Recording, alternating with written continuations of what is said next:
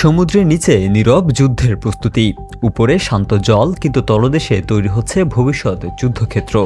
যুক্তরাষ্ট্রকে টেক্কা দিতে কি চীন সাবমেরিন কৌশলে বড় চাল চালছে? বিশ্ব রাজনীতির উত্তাপ এখন শুধু আকাশ বা স্থলেই সীমাবদ্ধ নয়, ছড়িয়ে পড়েছে সমুদ্রের গভীরতাতেও।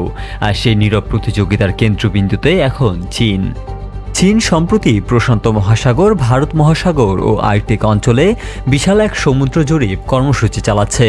তাদের লক্ষ্য সমুদ্রতলের বিস্তারিত মানচিত্র তৈরি এবং পানির ভৌত বৈশিষ্ট্য সম্পর্কে তথ্য সংগ্রহ।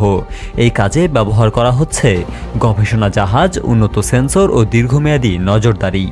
সমুদ্রের নিচে যুদ্ধ জেতার জন্য দরকার পানির তাপমাত্রা, স্রোতের গতিপথ জানা, এছাড়া থাকতে হবে সাবমেরিন জাহাজে লুকানোর জায়গা, শত্রুর সাবমেরিন শনাক্ত করা ও নির্ভুলভাবে চলাচল নিয়ন্ত্রণ সক্ষমতা। চীনের নজর রাখা বিশেষভাবে গুরুত্বপূর্ণ ফিলিপাইন উপকূল, গুয়াম, হাওয়াই এবং মালাক্কা প্রণালী, যেগুলো যুক্তরাষ্ট্র ও তার মিত্রদের জন্য অত্যন্ত গুরুত্বপূর্ণ সামরিক ও বাণিজ্যিক রুট। বিশ্লেষকদের মতে এসব পদক্ষেপে চীন ধীরে ধীরে সাবমেরিন শক্তিতে আধিপত্য বাড়াতে চাইছে। সমুদ্রের নিচে তথ্য ভাণ্ডার গড়ে তুলে ভবিষ্যৎ যুদ্ধের প্রস্তুতি নিচ্ছে। এতে যুক্তরাষ্ট্রের দীর্ঘদিনের সামুদ্রিক প্রভাব চ্যালেঞ্জের মুখে পড়তে পারে। সমুদ্রের উপরে যুদ্ধের শব্দ শোনা যায়, কিন্তু নিচে এই নীরব প্রস্তুতি হতে পারে ভবিষ্যতের সবচেয়ে বড় সংঘাতের ভিত্তি।